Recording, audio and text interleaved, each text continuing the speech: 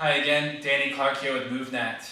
Okay, to continue along this series of developing a nice ground movement sequence that you can use for your mobility practice and also your development of the building blocks of natural movement, we're going to work on some crawling techniques today.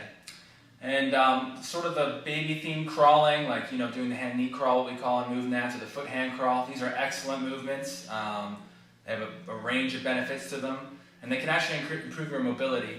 But we're going to work on one that's a little bit more direct for opening up the upper body. A lot of the seated and rolling positions we've done really are going to help mobilize the lower body. Okay, this is going to be a nice, in addition to the reaching patterns we've done, this will be a nice way to open up the upper body. Okay, so the inverted crawl is just going to look like this. I'm just going to go in a circle around the mat, and then I'm going to show you some drills that are going to help you with your mobility and develop the skill of being able to do the inverted crawl.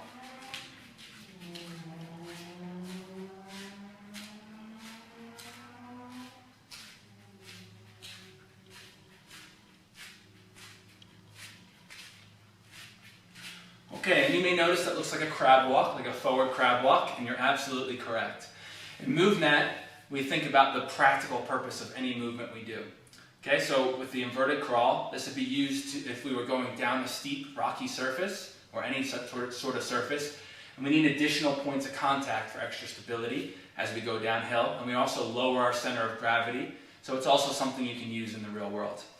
Now, as far as the mobility benefits, with mindful positioning of our upper body, this is a tremendous way to open up your chest, your shoulders, all the subtle musculature of your shoulders and your upper back and chest area that often get really tight from being sort of stuck in computer type or driving positions. Okay, so we're going to start in that bench sit position, establish a nice long spine. What I'm going to do is I'm just going to set my shoulders into place first.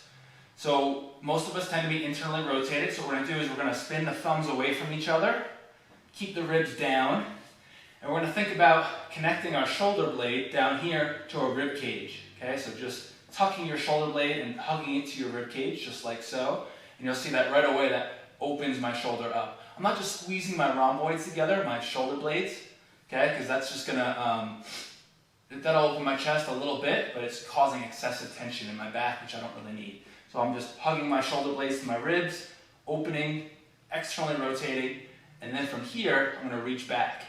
Now, if I just squeeze my shoulder blades together, I can probably get further back, but I'm going to avoid that for now.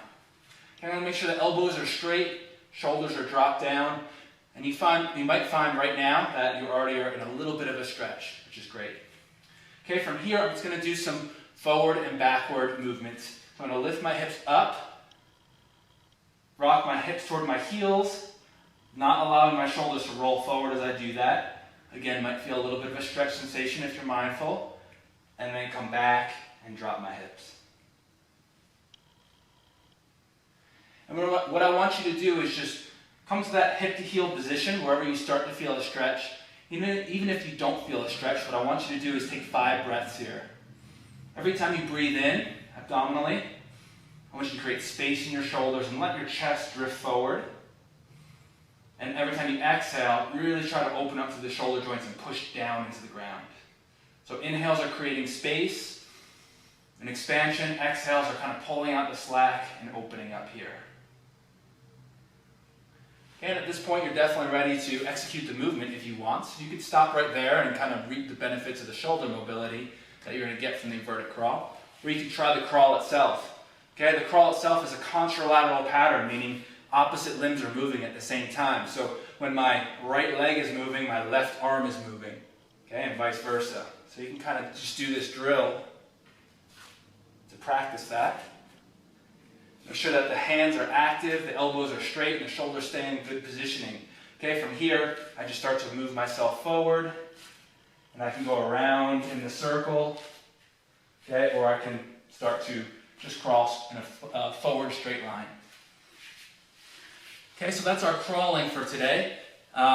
This is a great, again, shoulder mobility drill, but it's also a practical movement that you can kind of use in the real world. So go out there, use it, explore, and kind of reap the benefits of stretching inside your stretching practice and in the outside world.